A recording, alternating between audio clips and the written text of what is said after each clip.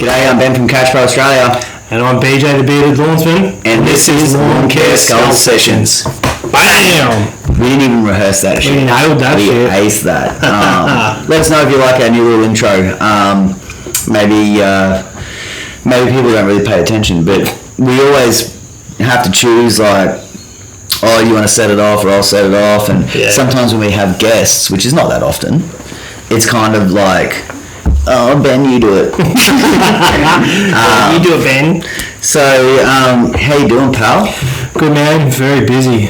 Very, very fucking busy. So we've got a short week this week. Yes. And even shorter. I just got back from Melbourne yesterday. Oh, yeah. Talk us through, for those who didn't know, Mr. Skag here got sent down to hang out, was it, right? And to the Grand Prix for 3 days. Bonding session?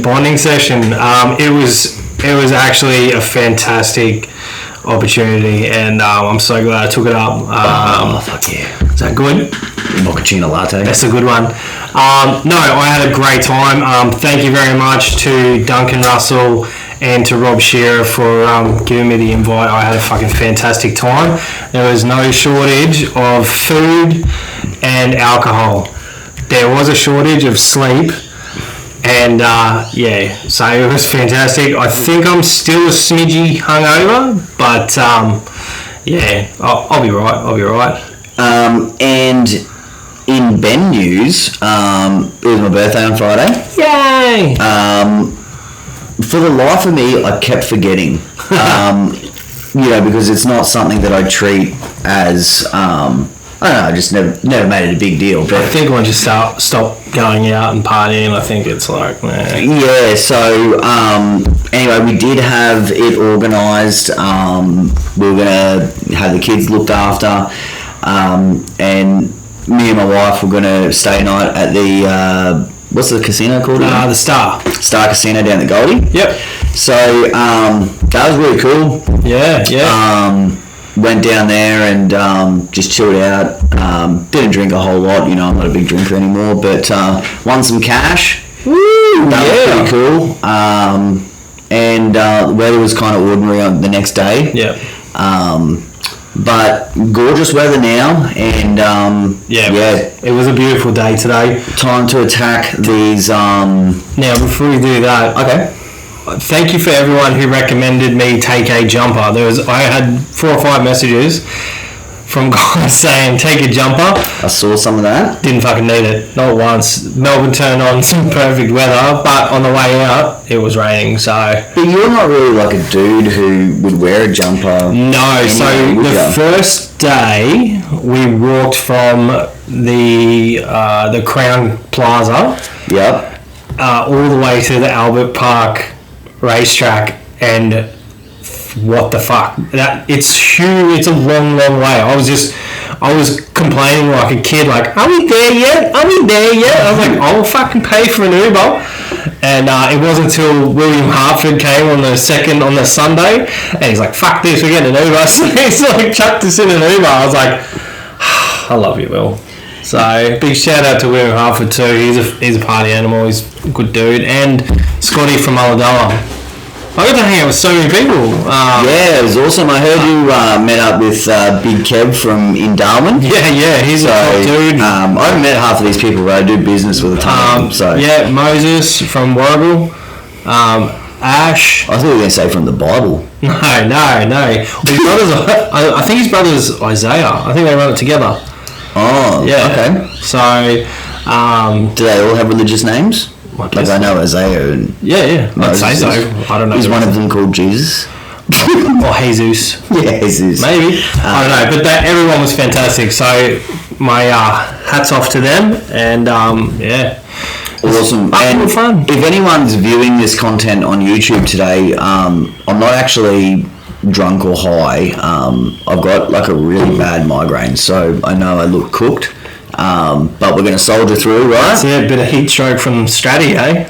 Yeah, I went to Stratty today, which I probably didn't want people to know. Like it's a work day. Fucking school holidays. Yeah, school holidays and work hard, play hard. I guess we're working now, right? Yeah, I went to Stratty today, had a beautiful day, but yeah, it was just a heck of a lot hotter than what I thought it was. You know you're allowed to take care of yourself and do stuff with your family. Oh yeah, of course. Mate, if I got the opportunity to go to Australia, I'd be fucking there. I don't care what they fucking think. They'll be like, oh, that fat fuck should be working. No, but it's more about myself. Like, you know, I have to come to terms. We know you're a worker. You know, I don't care what other people think. We know that. So, yeah, I don't know whether people understood that or not. But did we talk about it? Yeah, we did. You'll have to go back and within the last couple of episodes, and you'll get it. You'll get it. Before we get into today's topic, we do have a new review From Smeary Boy. Smeary Boy. Oh, that sounds delicious. He gave us 5 stars. He said, funny guys and very honest and knowledgeable. Thank you very much. Absolutely love the podcast. They guys are funny and also very helpful and knowledgeable. Listening to the podcast has become a weekly ritual. Thank you very much, man. We really appreciate that. And keep the reviews coming in because, yeah, we love it. It gives us something to talk about when we start the show. And, yeah, even if they're funny ones, just throw them at us. Yeah, and we now have 47 ratings with an average of 5 stars. So we're very thankful for that. Now, we also did pretty much hit a milestone last night, right? So we got our first week with over 1,000 downloads. And it was 1,077, I think. Yeah, something like that. Yeah, really cool. Really cool. So. Yeah, I mean, I wasn't really expecting that. We have seen it. We were literally talking about we would love to get over 1,000. That morning we were saying, oh, I'd love to get over 1,000. We've done a few little 900s. Yeah, we're getting there. And we might not do it again anytime soon. We don't know. But it was great nonetheless. I was not expecting it. I do get the email, but I must have just sort of breezed past it. You sent me the screenshot, and I was like, and I was like, hell yeah! At least I got something to post on Instagram now. Yeah, there you go. Because I was looking for some content.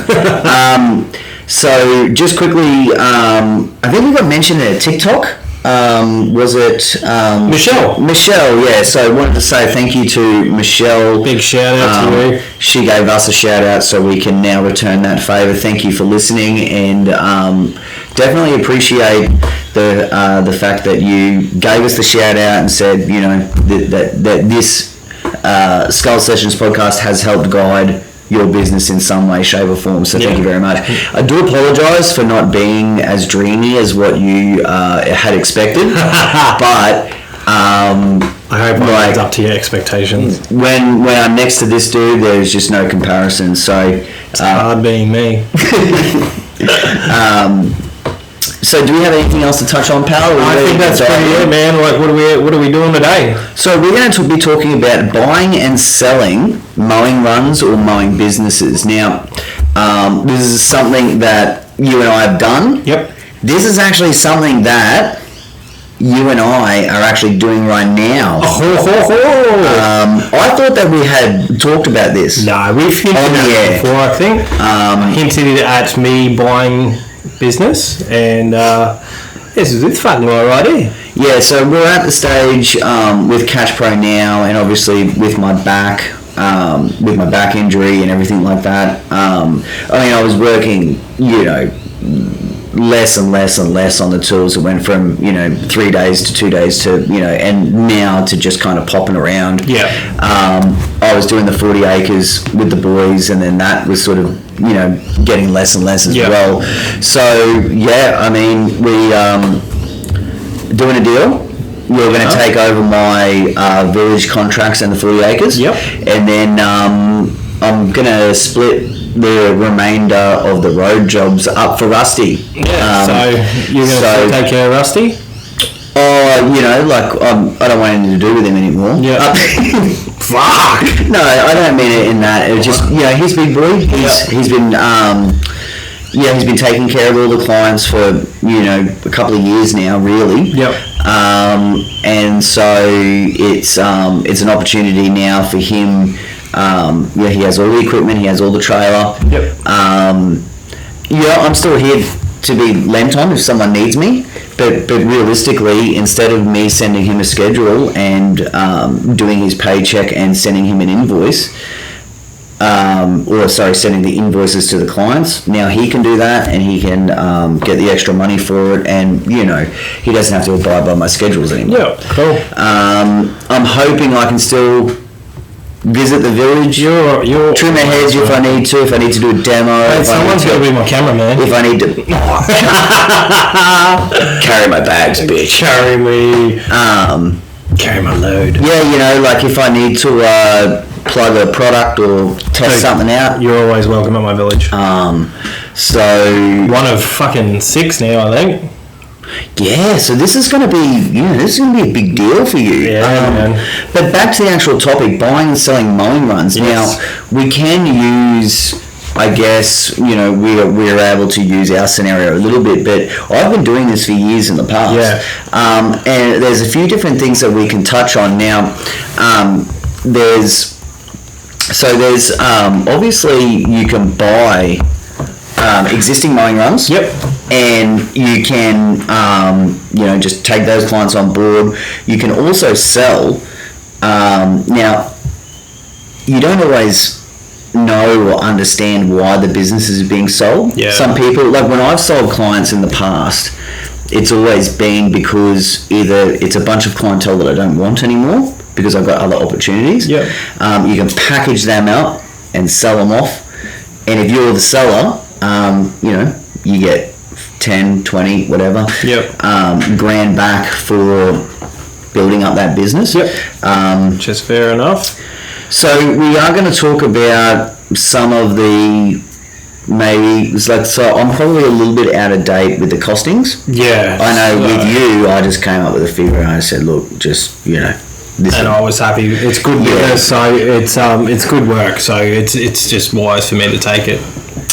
Yeah, so I know there's some pretty crazy numbers being thrown out there these days with businesses. Yeah. Like I'm talking ridiculous numbers, like 80, 90,000 for mowing runs that are probably doing like maybe 100 to 150k turnover. So what's the old school number? Is it cut value times 3? So the old school formulas, there's been a couple. So there is a formula. You can actually Google these formulas. Yeah. It's been a long time. We didn't do any research. Yeah. We kind of just rolled up today and was like, "Hey, dude, what are we talking about?" Look at me, I fucking literally just came off the tools, like. Because you've been in Melbourne. Yeah, I've been to Melbourne. Still hungover. What day is it now? Tuesday. Yeah, so you should be over that hangover by now. You're harden the fuck up, mate. We had 3 beers rolling from 11 till wherever the fuck we stopped, and then on Sunday. We kicked on at the casino, and instead of letting me go back to my room like responsible me wanted to, the boys were fucking feeding me like I was a fucking baby bird. I was getting 2 maker's marks in front of me every 5 minutes, so I couldn't go anywhere. That'd just be rude. Yeah, I probably wouldn't have handled that. I thought I was going to spit on the plane, I'm not going to lie. I probably would have been... Fucking takeoff and landing. I thought I was okay up in the middle. I was like, I'll be fine for landing. I'm like, oh, fuck. Sadness just washed over. You know that wave that washes over and you're like, I'm not in a good position. Yeah, I get that when I'm like sober. I could even be experiencing it right now. Oh, shit. So back to buying and selling businesses. First, I want to talk about. So it was about 11 years ago. So I had done this previous, but it was when it was way back when we were called Mr. V's Garden Care. Yep. Our very first business that we ever bought. So this was in 2002. I believe we paid maybe like 6,000 for it, and I don't know the turnover figures, but it was a full body corp run. With about, say, 40 or 50 stratas. You'd be fucking... you'd be stretched to find something like that these days. Oh, yeah, and it's, different times. Yeah. Different times. Like, say, for example, fuel might have been 80 cents a litre. Yeah, fair enough. An ice break was $2.20. Yep. So, completely different times. But 11 years ago, I bought a business off Shorey. Yep. You can go back into the archives and check out that episode. We may even talk about that in that episode. Yeah. Shorey's, it's not Shorey's Outdoors anymore. It's Live Outdoors. Yeah, sorry, I keep fucking that up.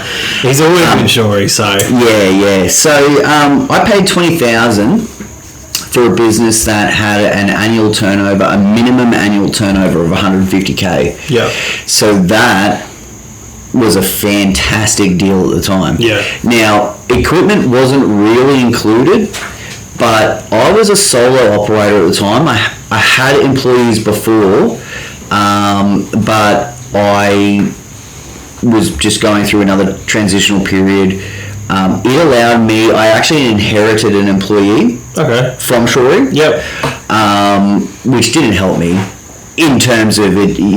It was structured so that he would sort of know some of the jobs. Oh, okay, yeah. But he was just a useless 18-year-old. So, and if there's any 18-year-olds out there that take any offence to that, go fuck yourself. I'm just messing. There's probably a few. Maybe one or two. Nanking probably, Yeah. I don't know if he listens, but he's probably capable of scheduling. Yeah. But look, no, I can't stress to you enough how I legitimately don't think I ever looked back. Now, even if I had paid 30K at the time, I would have been profitable. That's awesome. And to this very day, there is only one job existing out of that run. I reckon I know which one it is. Can I guess? Wandle Road. No, it's the dentist surgery up at. Yeah. So Rusty's going to be getting that one. Cool. I mean, some of those jobs were still there not that long ago. Yeah. It's just once we picked up the village contracts, a lot of the other stuff that we were doing just didn't mean as much. But I'll tell you one thing about buying runs. Now, have you bought a run before? Yeah, I didn't really want to talk about it. It's a bit of a sore point, when I first started. So just with that being said, there are things to consider. Now, we will try and go through some of these things to consider, but we'll just share your experience first, and then we can all be a genius with hindsight, right? With hindsight, we can all be a genius. Exactly. So I basically had a look Gumtree because I was in the era of Gumtree, and there was a run. It was like 12 customers. I was like, fuck, I don't want to spend a fortune. I think it was like $1,600 or $1,700. I was like, I can handle that. Like, I can handle $1,600-$1,700 when I first started. Didn't have a single customer except for one commercial kindy. Oh, yeah. So I was just like, okay, I need some customers to start off, to wet me whistle. And I met up with this guy. He presented them so professionally. Told me like when they were scheduled in, there was a couple of little body corporates, and they all seemed really good. They were in like quite up and coming suburbs like Bulimba, if anyone knows Brisbane, like Bulimba, Hawthorn, quite nice suburbs. So I was like, cool. Good chicks out there. Yeah. Oxford 152. Yeah, your old haunt. Yeah. I was like, okay, they look good.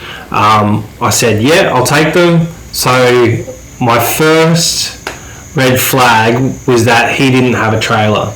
So he used to run around in a station wagon. Yeah. And he knew everyone. He introduced me to all the clients. We missed a couple because it wasn't their run. He did take me there and we looked at it.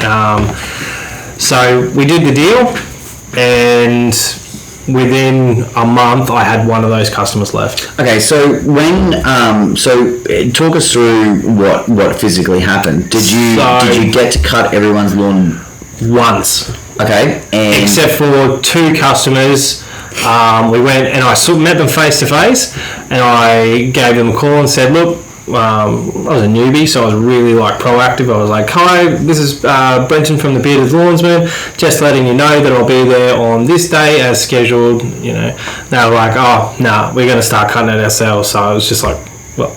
I was like, fuck. So tried to contact the dude, and it was just all over Red Rover. There was one lady passed away, which fuck. But the rest of them, fucking hell. But the rest of them just went away. And I only had one, and I only had her for maybe like 3 months. Okay. And do you look back now and think to yourself, well, I did everything that I could do? Yeah. Or do you look back and say, well, okay, maybe I let the ball slip? Now, like, if I knew then what I know now, I would have been like, this motherfucker's crazy. Yeah, okay. I was like, I have better equipment than this dude. I'm not even fucking started. Like, I haven't even started yet. Yeah. So in my situation, I do believe I lost a really big commercial contract. It was called Electrolux, and it was one of their big warehouses, only 15 minutes away. And it was just the politics of it. Wasn't anything. We did service the client once or twice, but the writing was already on the wall. Apparently, Shorey was already losing that client.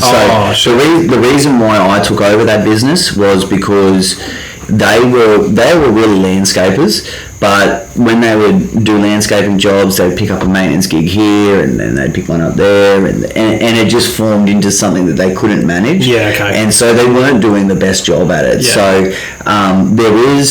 there is definitely things to consider. Usually, and we'll try and breeze through some of these. Yep. But what I also wanted to talk about is like failing businesses. Yeah. So my mate that works has a franchise, Executive Property Maintenance Services, which I believe is just a Brisbane franchise. Yeah. That only do pretty much body corps. They are continually putting on, so not him himself, but the actual EPMS mob. Yep. They are continually putting on new franchisees. Yep. And they can be anyone from someone who worked a government job for 20 years to someone who made a bit of boat builder, whatever it was. They buy this turnkey business. They get $1,000 or $2,000 of work guaranteed. 6 months down the line, if they're not a good businessman or woman, or just are not fit for the work or whatever, the business could be failing. Yeah. And so they want to get out, right? Yeah. And usually, and I'm not exactly sure how Jim's and some of the other guys work, but usually you can try and sell that business internally quicker and easier. Okay. So if you're hemorrhaging money as a failing business, it's like, fuck it, I'm just going to take that loss. And what my mate Tyson does is he snatches all of them up at a premium price. Yeah. So a premium price for him. Yeah. And then he just throws them on his runs and just hires more people and works under his structure. So he's built. He's got 16 guys working for him now. Yeah. That's a fact. Could even be more. It was 16 when I last checked. Yeah. So and I think when I was doing bits and pieces with him, there was 3 of us. Really? There was Tyson, who was on the tools, Scuba Steve-O, and I was like Steve's offsider, and Tyson would just swing in. So, he uses that business model within a franchise to grow, and I think he's bigger than, I think he has, I don't even think the whole franchise has more than 16. Oh, wow. Because I'm pretty sure it's just a Brisbane, and also some of the other franchisees are actually ex-workers, ex-employees. You got Bunty, Steve, things like that. So it's been a really successful business model, but you really have to do your due diligence, don't you? You have to look right in. So. Especially if you're putting franchise dollars down, that's a lot of money. And if you're only doing if you're only getting 1% back after 6 months, it's a quick way to lose a bit of cash. Yeah. So there's always going back quickly to the formulas. Obviously, in both of my cases, buying and selling, no formulas were used. Yeah. It's like, here's the turnover. That's what I want. And this is how it can work out. But I do know, because I went through the Gumtree stage as well, where I wasn't looking for any business round. I was looking for either acreage clients or commercial body corp. I was done with the residential scene. We will talk soon about just buying residential businesses, because they're the higher risk. For sure. I know. I found out. So you talked about a formula about cut value times 3. Yeah. So can we just give everyone a quick rundown? If you've got 20 clients, I'm going to try and make this easy because we're doing like live maths. If you've got 20 clients back on this one, and they're like $70 a cut, 2 sevens, 14. So that's like, would that be a cut value of 14,000? Yeah, but that's only 2 times. You want 3 times. Yeah. So it'd be 21,000. Yeah. So say for example, that would be the total figure that you would pay for that group of clientele, and once you've cut that customer 3 times, that's you begin making your profit. Yeah. Or at least you've paid off that clientele list. So it can be like, you know, if you buy them in summer, if you buy them in September. Now I know that different regions will work different ways, but say you're us and you buy one like a business like that in September, which I think as a new contractor I probably wouldn't recommend. Yeah.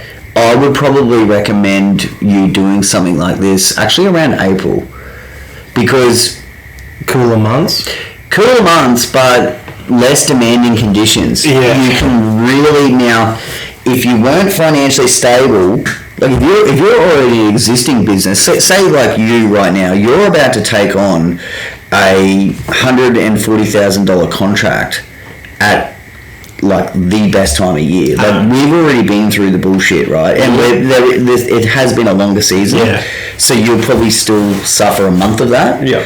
But by the time you get to May and everything turns off, you've got a 3-month period to really, and it used to happen at Scrub Road as well. Yeah. So BJ's other contract that he does, the contract usually hands over at end of March or March? Bid for Christmas and then hand over. And so as a new contractor, when you take that on, the growth spurt is done. Yeah. You know, and you end up instead of, like, you can imagine if that was a takeover on the 28th of October or something, like you're in. Yeah, you better be on point with your staff and your scheduling, because it's a big job. So the boys did Scrub Road on Monday for me. They did a great job, but even though they've done it so many times, there are a few things where I was like, I drove through there, I was like, oh, maybe they shouldn't have done that, or maybe they shouldn't have done that, and then they would have cleaned that up better or something like that. And I was like, fuck, it's going to be hard to let go and become a manager in my business. Oh, it's tremendous. And sorry, I sidebarred it, but that's all right. I mean, it's all relative. It's kind of relevant. You know, so like in your example or your case, you're taking over my contracts to really move to the next level. Yeah. You're not taking them on to be like, okay, I'm going to work at the village 5 days a week. So it's funny, the 40 acres is going to be my that's going to be my brainstorming time, my recharge days. Even though it's fucking hard work. It's not easy work mowing 40 acres. Tell everyone how I pull up after the 40 acres. This poor bastard, like every time I get a migraine, popping fucking all sorts of shit. I get car sick when I'm doing the trees, so that's going to be fun. And it's got nothing to do with using a stand on either. No, I'm using a sit down, so I'm fucking but yeah, like I think just being out in the sun for that many hours, it's a big job. And I was probably smoking too many ciggies, like the amount of dust we're sucking, fucking just lots of little factors. The amount of bugs, man. Whoa, the critters are out. Right. Oh, that place, because that place was flooded. We hooked in today this afternoon, got a bit done. Fucking cruising through, it's just like bugs and shit flying out everywhere. I had like 15 spiders on me. Like, it was so funny when I pulled in there and I saw Rusty, like he's using the KG, the Spartan, and there's literally just like only little spiders just everywhere, all over the machine. Yeah, it looked like a fucking your trailer after you do a garden cleanup. Spider bukkake. Red bukkake. The other formula that I have seen was it was a loyalty based formula. So if you had a client it was a whole spreadsheet that I was looking at. If you had a client for 3 months, it was worth the cut value once. Yep. If you had that client for a year or say 2 years, it was worth the cut value times 2, and it goes all the way up to if you had a client for 7 years, then that client was worth the cut value times 7. Okay. Now that's cool. that was look, I actually really like that formula. Yeah. It doesn't always work for some situations, like because I actually sold a business to young Mitch. Yeah. The one that I punched. I sold him a business at some point, and it was only just a small core of clientele. Yeah. And I actually used that formula. And I wasn't ripping him off by any means, because I was actually using a formula that I didn't create. Yeah. But like I had like a $500 client that I'd had for 3 years. Yeah. And if you look at when you're packaging a small run up, say, for 5,000, using that formula, you can get yourself to 7 or 8 or 10 really pretty quickly. So I don't mind that formula. I think at the end of the day, if rather than just buying mowing runs, if you're buying an actual whole business, you do need to look at the financials. Yeah, definitely. Profit and loss, etc. So, and I do think there has to be some sort of good faith involved. Yeah. Now, I don't It's a think bit different between us. It's all good. Well, we're in the scenario, right? And it's not like you and I have talked about it that much, but we both know about it. At the end of the day, when you take over, like say I've had the village for like 4 years, right? Yeah. If you get to a point in 12 months, and let's say you're in a situation where maybe you might not have that anymore for whatever reason, it's most probably going to be a result of something that you've either done or something that you're not doing. So you know what I mean? It's fucking fingers not. It's just one of those things where there is a lot of variables. So some people could be getting rid of the clients because they can't stand them, and they're on the last edge with those clients. Yeah. And by the time someone new steps in, the client's had a gutful. No, fuck it, man. I'm just gonna go look for my own. It's a scary thing if you were putting serious dollars in. I know both the jobs that I'm taking off you, so it's not a scary thing for me. They're manned, and you actually already so you're inheriting the employees. Yeah. So DJ and Rusty are actually staying on at the village. Yep. So you're just managing that process. Yeah. So that's going to be the bonus, because that's the easiest way to transfer anything. I don't have to actually step in and do the work, but I'm going to, because I need to learn it as well. People need holidays and shit like that. DJ's on holiday. Thanks, right fucking now. DJ, first week. Fuck. Although I just got back from Melbourne yesterday, so. So in terms of selling businesses, obviously you need to do your legwork, and you need to find out one of these formulas, or at least have an idea of the price. But the responsibilities that sort of come with selling, I think, are pretty huge. So, in our case, for example, I've got introductory emails, we've had meetings, we've done as much due diligence as we possibly really can. I had to get Ben to come to my house and talk to Lou, because, like I always say, Louise is the brains of the operation, so she's the money lady. She looks after all the banking, all the funds that go in and out. There's been a lot more out than in lately, but that's to be expected. But yeah, man, it was good. He came around, we had dinner, we fucking snutted it all out. And I remember with Shorey, we had fabricated a story that he was going away for a year. Yeah. He was going to leave the country for a year. Sounds like something Shorey to do. Yeah, he did. He went to Greece, like only for a month or something. Yeah. But he basically told his clientele, "Hey, look, I'm going away for a year. This guy's going to take over. He's going to invoice you direct. Yep. I can be contacted via email if need be. However, just liaise with him. He's going to handle everything." And it got to a point where, I mean, maybe only 1 or 2 clients after 8 or 10 months had said, like, "Oh, you know, sure, you ever coming back?" Or and at that point, I just said, "Oh, look, he's back, but he's on other things too now." busy. And so worked out fantastic. Yeah. Those types of things are pretty good. With Rusty, for example, I've basically explained to the clients that, look, he's been doing all the works for over 12 months. Yeah. I have to step away because of health reasons. Yeah. Which I felt like a fucking pussy, because then some of the people that come back and they're like, "Oh, geez, sorry to hear you got health," and they probably think I've got cancer or something. Yeah. But I guess it's true to a certain extent. With your back and stuff.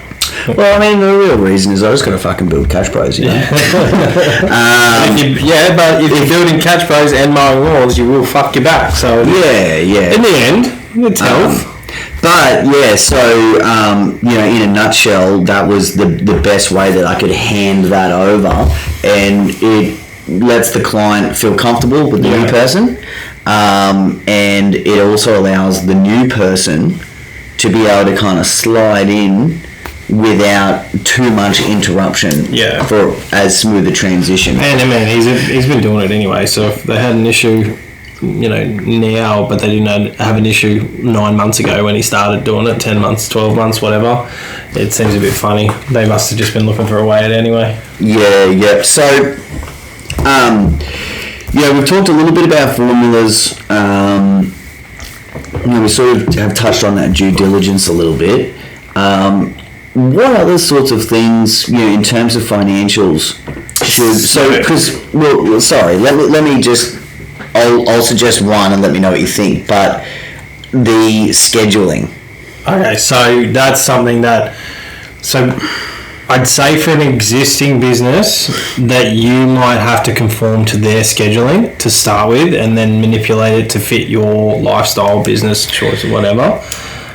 I think that's probably the best way. I totally agree. To keep the customers happy. What I probably meant was the amount of cuts per year. Oh, okay, yeah. But when I said scheduling, it's all in a total. Yeah. So you're talking about, let's say, for example, a client for the last 10 years, they've been getting it done on a Friday. Yeah. But that doesn't fucking suit you. Yeah. You might have to make that work until you've built a relationship with those customers, especially residential. I think you can, or maybe, Body Corp, not so much commercial. I think Body Corp is another one you have to kind of build that relationship. Well, fuck them, they're in a unit block, like. I know, but it depends how they are. They're small. Some of those Body Corps, bloody, you know what I mean? Like, it's hard to think that they've moved into a place that is a community, right? Where you have to actually get along with a committee, and you have to actually get along with, like, I know some people that they move into a unit complex because they are either downsizing or they don't need a big home, whatever the case. But like, some of these people are just fucking hard to deal with. Let us know. So I don't know if it's the same with all your villages. There's always 1 or 2 that fuck it for everyone. That always go out of their way to complain. I've had whole committees that are pieces of shit. Like, I'm talking about like residents. We haven't had problems with committees. Committees.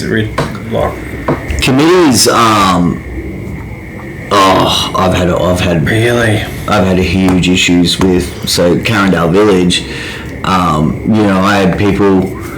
Everything's going smooth, everything, is sweet, but everything's ticking along, and all of a sudden, one lady is just like, I reckon we should plant fucking 2,000 natives around. And, it's supposed to go to a vote, right? Goes to a vote, nah, fuck that, we're not doing that. And it's just like, we are.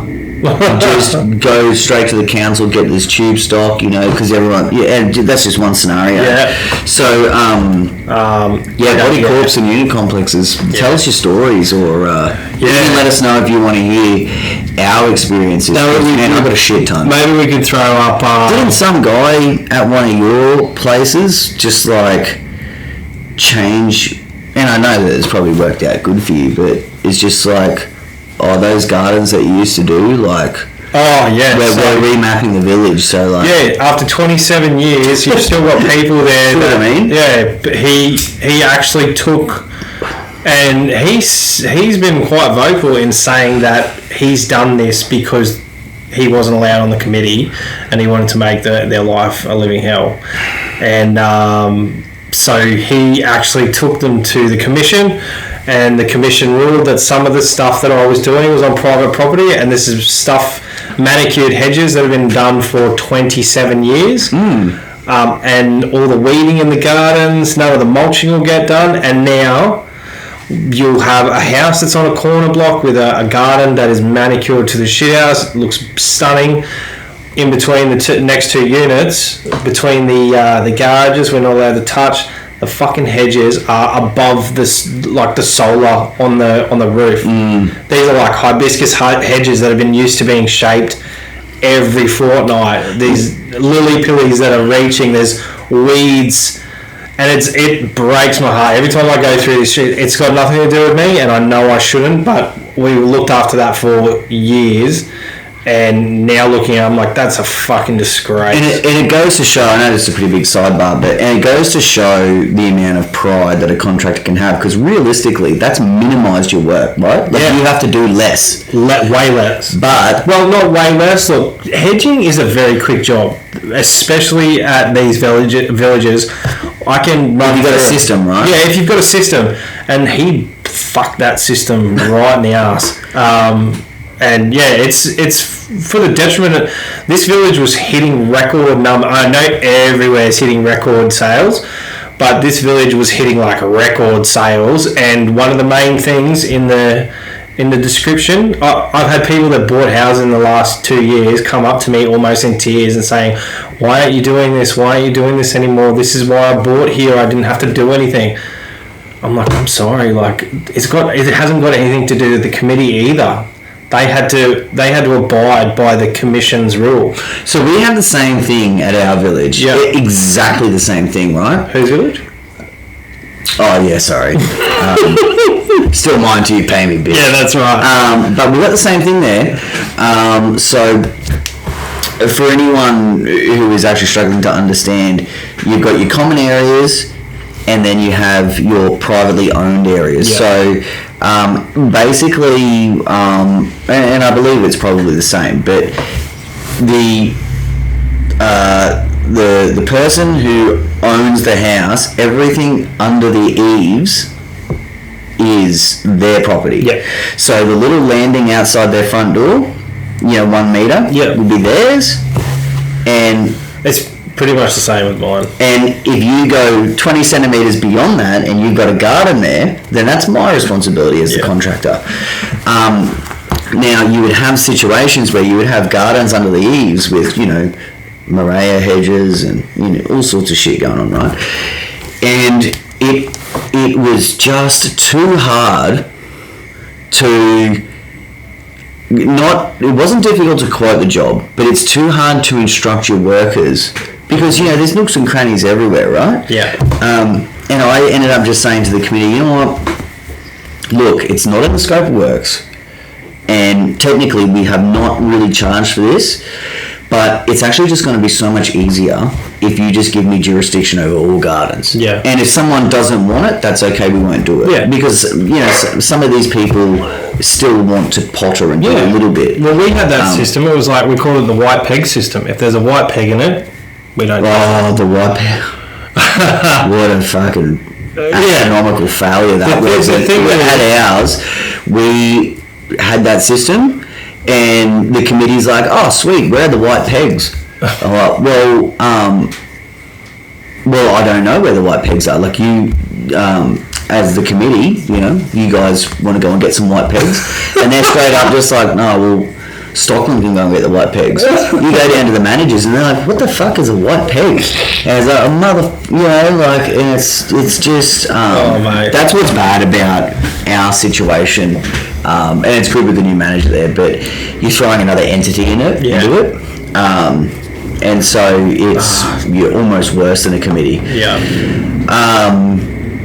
But it would be interesting to hear, anyone's stories that if you're buying or if you've sold, and you have to deal with committees and new structures and things like that. You see a lot of posts about it, so I'd love to get the stories all together and do an episode about it. It'd be funny. No, I think that'd be really cool because even though some of these topics are not. It's not like you would sign up to fucking business school and learn and hear, these stories. That's exactly right. But what it is that if you're ever thinking of growing your business, or let's say you've just started and, say maybe 3 months down the line, you're like, oh, geez, I really thought I would have picked up more clients organically by now. Yeah. Maybe I can have a look around and see what's out there, and you end up walking into a position where you're walking into an income. There would be some great businesses out there for sale, especially guys who retire. If you see a guy, he's ready to rock and roll into retirement, you go and check out his rig. If he's like rolling with a walker, or you can tell by the way they're set up if they're professional or not. I should have fucking really just ran for the hills when I saw this guy's setup. It was fucking ridiculous. But yes and no, because sometimes, look, I think now, you look at some of those, let's say Weekend Warrior type, or we'll even use it Cowboy. Let's say that is the case. Surely the client would appreciate a new system, a structured system with good gear and stuff like that. So we'll quickly talk about residential clients. I don't believe, I've bought businesses before that have had a few residential clients, but I think if you're buying residential, let's say you're buying 30 residentials, I think you need to meet every single one of them. Mm-hmm. And the situation needs to be explained, because that person is being sold. Yeah. You know what I mean? Like, you pick up Paul and Karen's lawn, you do it for 2 years. Okay, I want to package that one up. Yeah. And I'm going to sell them. Hey, Paul and Karen, I'm not doing this anymore, but I'm going to make X amount off the fact that I've been doing yours. Yeah. And I think it's important for then those people to be able to meet the new person. Yeah. Especially if you didn't meet them and you were like, someone like me, probably first impressions gets a bit of the old, oh, Jesus Christ. Yeah. You go from like a nice, tidy old gentleman, then I roll in, fucking tattooed to the nines, big beard, and I don't know, I'm friendly enough, but first impressions before I knock on the door, what the fuck? And then, when I roll in, people just straight up, like, what's his attitude for? Well, you got a chip on your shoulder. He smells like cigarettes, Mum. Look, I think it's and it's just as important for the person who's accepting the money, because once you accept the money, like, that deal is done. Yeah. If that person loses the client for whatever reason, it's really not your problem anymore, but it's the right thing to do if you're selling a business. To, number one, don't sell any dodgy clients. Yeah. If you've got a client that you cut like once every 2 months, that doesn't qualify for a sale. That's a freebie. That's a freebie. That's an add-in. That's a freebie. So that's something that we should talk about too. Going back to some of this scheduling, you really you need to know the cuts per year. Yeah. You need to know additional services. Like hedging, that's another big one, because it's not always a regular service. You can get it in a regular service. Can I just quickly jump in right on that? So if you're buying a client and it's a $70 mow, but say 3 or 4 times a year, they get their hedges cut for $160, that $160 is negligible. Yeah. it's not. That is not the cut value. Yeah. Do you agree? Or? I feel the same. You can let them know. No, so you can let them know, but it doesn't. That client does not become like some people will group up, and I think that's why there's so many. We're seeing so many inflated prices for these business rounds, because what people are doing is they're looking back at their spreadsheets and they're going, okay, Paul and Karen paid me $7,000 for the year. Yeah. But when you have a look at what you charge them for a regular service, it's really only 4,000 or 6,000. Now you can say plus extras, plus say 30,000 per annum grouped up, but that I think should be, because it's not an agreed amount. It's not. Yeah, it's not an agreed amount. So. I think that's something to look out for when you're buying a business. You really want that cut value. Yeah. Now, on the flip side, if they pay $110 per fortnight for their lawn mowed and their hedge, then fuck yeah, that's a $110 client. And now I think hedging customers would probably be void as well, unless they were regular. But I think hedging is one of the main ones. If you have a hedging customer, I think you have to go there and actually explain to them that you know what you're doing. Because every time I've picked up a new customer, that's one of the first questions they ask is, can you hedge? If they've had a guy doing it for like 3 or 4 years and he's done the hedges a certain way, even at one of my body corps, they will not let me change the way the hedges look, because all the oldies are like, we love it like this. Yeah, like, but they fucking they put an extra face on the fucking thing. Oh, so you looked at it and you're just like, man, what's this whack? Yeah, it's got a fucking face, then it's got another face, and then it's got a fucking top. I call that a thane. A thane? Okay. Oh, wait, no.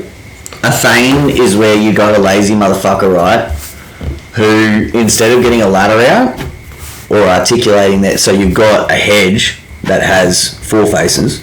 Yeah. And instead of giving it a flat top or a round top or whatever, they're just doing the good old, fuck yeah, it looks good from down here. And it's just creating a thing. Like so this is you've got an extra face. Yeah, so it's an extra face. I don't mind that every now and then, if you can do it properly. Every fucking hedge in the whole village, and the whole village is just hedges and a footpath. Yeah. So there's probably about 45, 50 hedges. I wouldn't mind seeing a picture of that. So do you struggle to do this, the extra face? No. It's beautiful. But I could do one face. Yeah. It's all about time for me. Because I've got so many villages now, I just want to fucking get in there, do quality work, and get out. Get to my next village, do quality work, get out.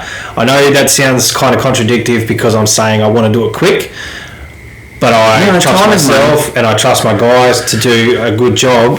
Just the fact that they were like, they're still, I'll give them a bit of credit. They had a gardener there for 10 years. He did an amazing job. It would be difficult to remove that face. You'd have to reduce the hedge to that point. And if people are just listening, I'm actually pointing to a picture that BJ just drew. I just doodled that up. But if you can imagine a vertical face, let's say a metre high, then you've got an incline slant. Yeah. Say half that distance. Yeah. No, less than half. Basically, then you go flat, and then when you get to the back, it's all business, just fucking bang. Yeah, straight down. Straight down the back. Yeah. So look, it does look backwards good. mullet. Yeah, backwards mullet. It does look good. I had one of them when I was a kid. The front mullet. Yeah, a little party fringe. Wow, shit. I don't know if we can be friends anymore.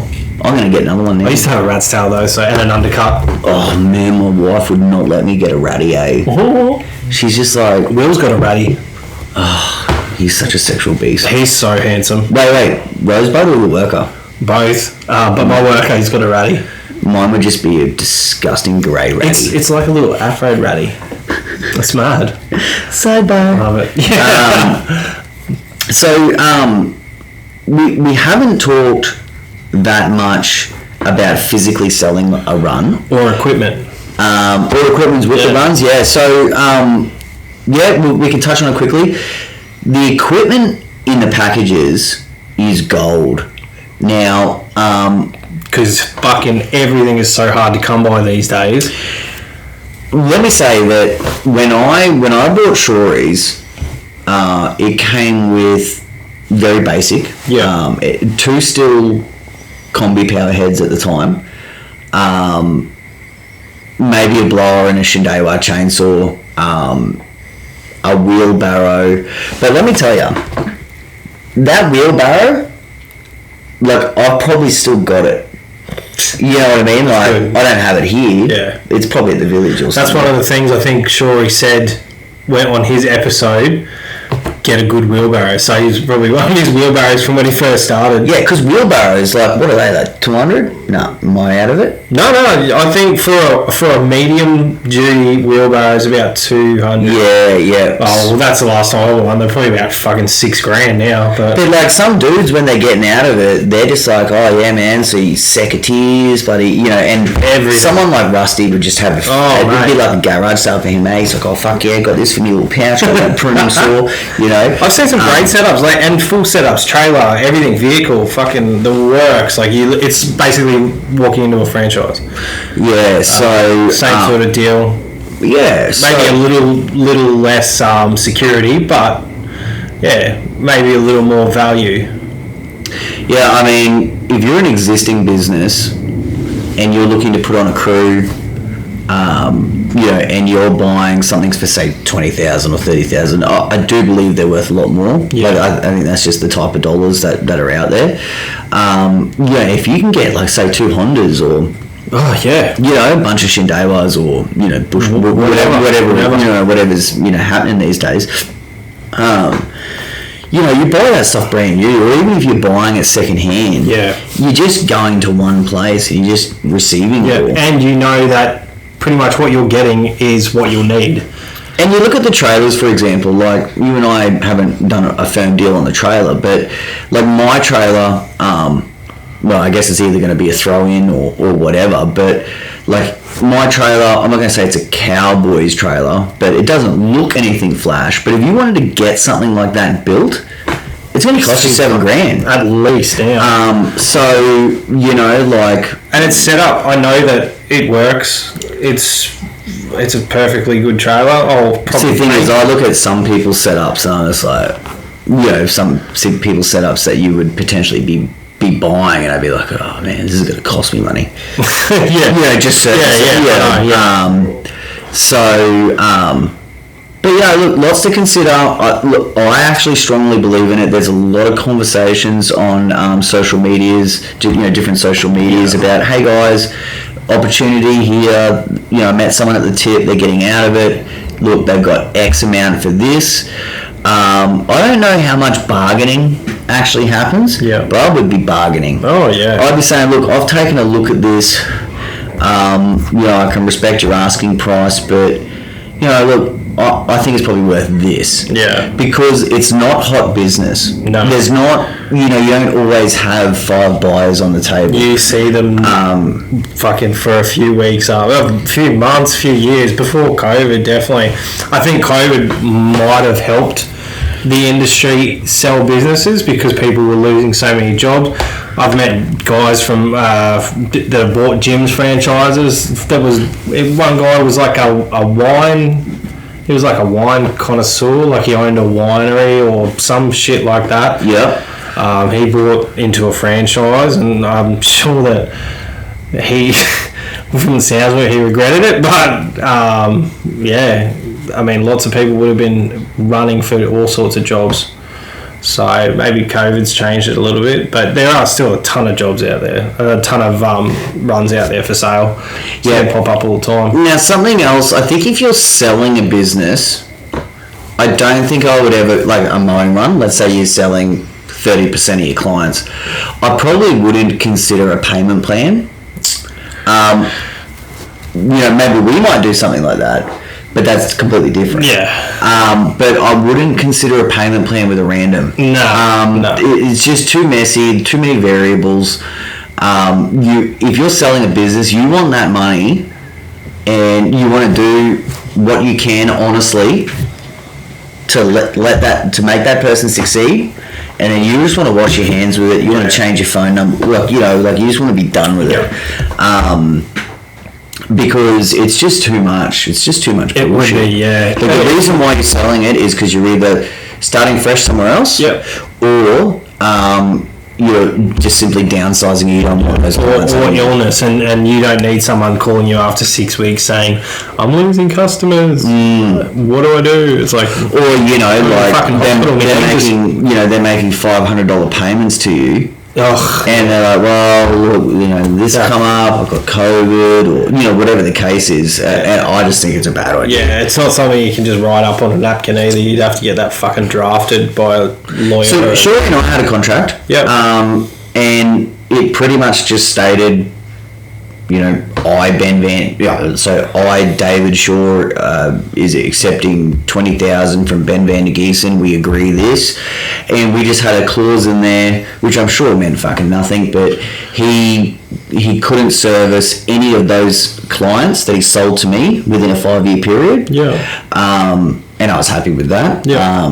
If someone was to stay with me for 5 years and then think, oh, I've done my time now, I'm going to go back to Shaw. Oh, fucking, they did their time. Shaw's doing. So, I thought that was pretty cool. I think sometimes it might help to have something, not drafted by, it's just an agreement so that there's an understanding. Yeah. I'm sure there's probably somewhere where you can get that sort of stuff, maybe from like Indie Mowing. I think like they... Oh, mate, fuck, that's old. I mean, is it? Probably can. Updated the website. But I know that's where I originally saw the cut values and stuff, that Indie Mowing site. Yeah, before social media, that's where it was at. Yeah. Geez, imagine fucking trying to sell a business before social media and shit. I mean, you bought one. What did you buy it out of the newspaper? So back then, it was all your trading posts. Yeah. And I think there was a business. I think there was like a business section in the local rag, like. And then from there it went to even as little as like I've probably been tied up in cash flow for say 4 or 5 years, but before I really knew that that's what was going to happen, mate, I'd be spending hours looking all over Gumtrees and looking for government contracts and things that people were either selling or looking to sub out. That's something you'd have to watch too if you were buying something like contract-based things. You need to look at the requirements, because if you walk in there and you don't have the right requirements... let's quickly talk about it. That's something that, if you have a look at my Stockland village, you just can't sell that to any average Joe. Like even the 40 acres, they require all your swims and everything. Oh, okay, dude. Yeah, right. I should know this, right? Yeah, we've done all the paperwork, but to talk everyone through quickly about the process with what is called the CM3. The CM3 process, it is not an easy process. I was lucky that Ben had been through the process and he could sort of give us a guide. But it is it's a beast. It is basically all your health and safety, all has to be done, all your swims, all your pre-start checks. They basically want all your paperwork all in order. It's an external company that actually do it for Stockland. So they just have like a third party to take care of. It's just so that they can, like, if you trip over and twist your ankle, they're not liable, right? Exactly. But instead of having their own in-house system, they have a third party called fucking CM3. Yeah. It does open up other avenues though. So there's other tenders that will require a CM3. And once I'm settled, and once I can, get everything. Yeah. So not only that, not only do you go in the database, but if you were looking at a Brisbane City Council contract, let's say a cemetery or a graveyard, they would require all the same stuff. Now, even though it's not the CM3, you can be like, hey, we've got transfers straight over. We've got all of our pre-starts, our swims, and what's the risk assessment? Yeah, all the risk. And we talked briefly about this. I know this is another sidebar, but man, when you start getting into that stuff, and when people start ragging on other dudes about like, oh, you should really have the guard on that whippersnipper. Yeah. And it's like, man, did you know that before you mow something, you are supposed to fucking walk around and you got to fill out a piece of paper. Check it. If there's a ditch in the ground, like a pothole, right? Yeah. You need to cordon it off. You need to write. Yeah. So not only that, you need to record it, and you need to write down the potential risks. Yes. Like, I may twist my ankle in this ditch. Yeah. The mower might fall into the ditch, and it might flick up a stone because you've got the chassis exposed, and like it just... It goes on and on, so I think fucking snippy guard's the least of people's worries when you... But it is good to know and understand that stuff. Yeah. And look, none of this is in regards to today's episode. No. We should just call this the fucking sidebar podcast. The chippity chop one. Anyway, look, I think we're pretty much getting to the end of this one. Yeah.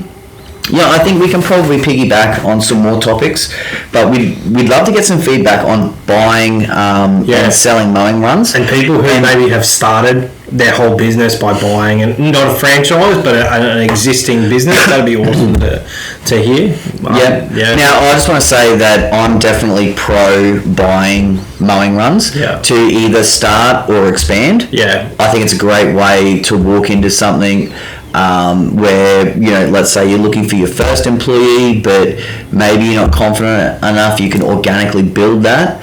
I think it's a great way. Yes, it might cost you $20,000, or in some cases, maybe a lot more. Yeah. But I think it's a fantastic way to immediately get an income. Might take you 2 or 3 months to get through. Yeah. But what you should be earning after that, and the potential that it brings, should be able to offset that. More work creates more work. Don't forget that. Whenever you're in a street, you're in a new street, you're a new guy, people always have a look. And I don't know how many jobs I've had where I've got a new client, and then another new client in that street, and then another new client. It's like a toddler or a baby, sleep promotes sleep. That's it. That's not fucking real, though, is it? March is a pretty good sleeper, but okay. I don't know. My kids are little motherfuckers, eh? Actually, just really quickly, I wanted to tell the story. Michael Carroll. Yeah. He's got a maybe 5-month-old or something like that. Yeah. He's got an older kid as well, but he reached out to me and he must have listened to one of our the family work life, and he said, "Look, I just want to say that." I'm so glad that you said that you'd rather be mowing than looking after kids, because I feel the same way. And he said, he felt like a bastard. Like, he felt like in his mind, like, these are my children. Like, I love them. Yeah.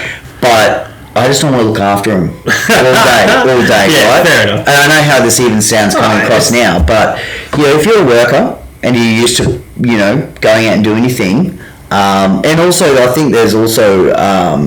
but anyway, it was just funny how he's texting me. He's like, "I'm so glad you said that, because I feel the same way." Yeah. And I was like, "Yeah, man. Look. Also, kids respond different to their mothers. Hell yeah. I have an awesome relationship with my kids. Yeah. Love them to death. They love me to death. But when they get full upset, when some shit is really going down." Sometimes they just need their mum. Yeah, I've had times where Archie's half run to me "Ah!" and then he's heard Lou creak a floorboard, and he's "Ah!" just sidetracked straight to her. Yeah. Run fucking an extra kilometre to get to her. One of my my 6-year-old Nellie.